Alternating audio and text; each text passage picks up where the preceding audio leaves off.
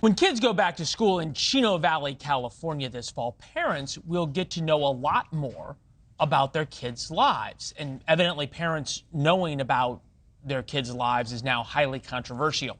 Teachers have 3 days now to notify parents if their children ask to change their pronouns or if their child suddenly identifies with a different gender.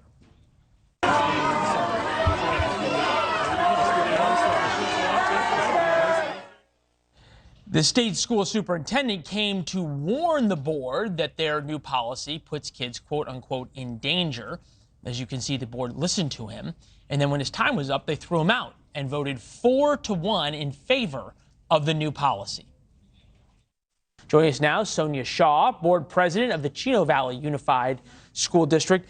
All right, so as I understand it, in the past, if kids came to their teacher and said, look, I want to use a different bathroom, or all of a sudden I'm not a he, I'm a she, the parents didn't get to know that information. That is correct. Our previous board policy supported keeping secrets of these kinds of things from the parents. Yeah, I'm trying to understand, why do you think, and we watched video of the meeting, it was sort of wildly confrontational. And to be fair, there were a lot of people there who, I mean, we can even see a sign there, Recall Shaw. There are a lot of people there who aren't happy with this change now that requires the school to notify parents. Why do you think this issue of notifying parents is so controversial? That's my question. Why is bringing the parent into the picture an issue? And that's where I have to question the purpose of it. To me, you must have a purpose if you want adults to take the kid, pretty much any conversation away from them and their parent, and bring it to you as another adult outside the home. I personally think that all of these people are trying to break up the family unit. We always want to give the other side their due.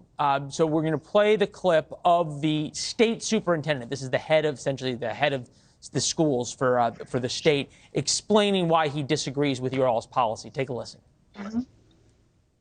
That the policy that you consider tonight not only may fall outside of the laws that respect privacy and safety for our students, but may put our students at risk because they may not be in homes where they can be safe. All right, went on to say, ask you to consider this, that nearly half of students who identify as being LGBTQ plus are considering suicide. So is it the school's problem or the parents' problem as you see it? I think it should be the parents that have every authority to be able to say what help they're going to get to their child. But Thurman thinks that the school should have every authority to be able to determine if the parent's unfit. Instead of our decreasing test scores, we're like 44th in the nation, and his focus is on this. Like, that to me is the big point. Why is Thurman focused on this when we have a decline in public education in California, actually an alarming decline right now? And our test scores are actually at the lowest, but yet we don't see this kind of passion from him on these issues, and that's what's upsetting to us parents. In terms of percentages, this represents such a tiny percent of kids, right, that change their pronouns. It's a growing percentage. We've done that story. Is this in some way a proxy for a larger issue? Is the transgender issue in America's schools a proxy for something bigger, you think? I truly believe that is, because you look at our Department of Ed, you look at our state's direction, you look at the union's direction, and you look at the federal's direction. For some odd reason, they're all focused on that. And that would show that there is something that is bigger that is happening besides just being able to keep the parents out.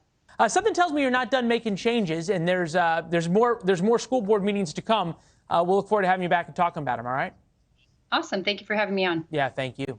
Thanks for watching. Go to newsnationnow.com to find NewsNation on your television provider. And don't forget to subscribe. Click the red button to get more of NewsNation's fact-driven, unbiased coverage.